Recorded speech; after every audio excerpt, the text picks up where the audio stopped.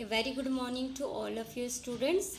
In today's our computer class, we will discuss the solution of back exercise of lesson 1. Student, आज हम अपनी computer class में back exercise जो कि lesson 1 की है उसकी सॉल्यूशन को करेंगे. So, first of all, we discuss tick the correct option and choose the correct option from the given option.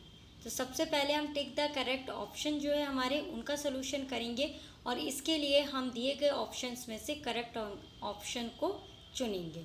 So first tick the correct option here is this memory is not directly accessed by CPU.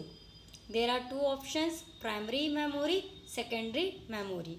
So correct answer is here secondary memory, because primary memory ROM and RAM is directly accessed by CPU, but secondary memory like pen drive, hard disk is not directly accessed by CPU. Students, हमारा पहला इसमें statement था कि कौन सी वो memory है जो कि CPU द्वारा डायरेक्ट एक्सेस नहीं है, यानी कि CPU की जिस पर एक डायरेक्ट पहुंच नहीं है. तो प्राइमरी और सेकेंडरी मेमोरी दो ऑप्शन दिए गए.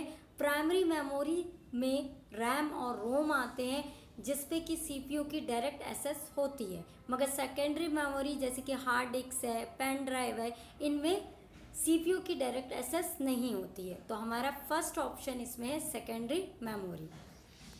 Second statement, which of these are two types of bit pattern.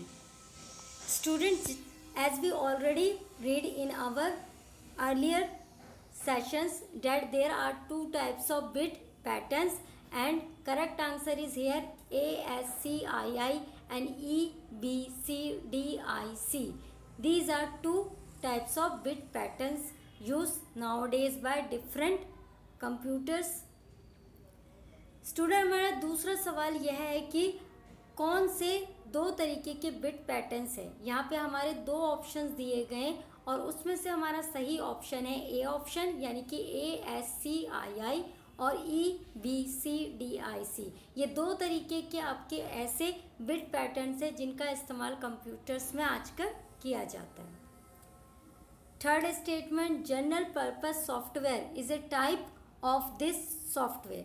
Bye the term general we mean which is used commonly by all purpose, and when we talk about specific purpose software, it means where special kind of work is carried out. So correct answer is system software, which is used for general purpose software, and application software is used for specific purpose software.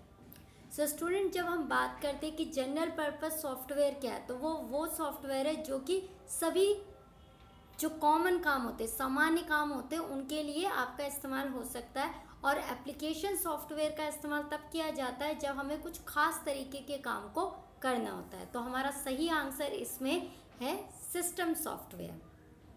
Fourth statement, it is a collection of all the types in an organisation.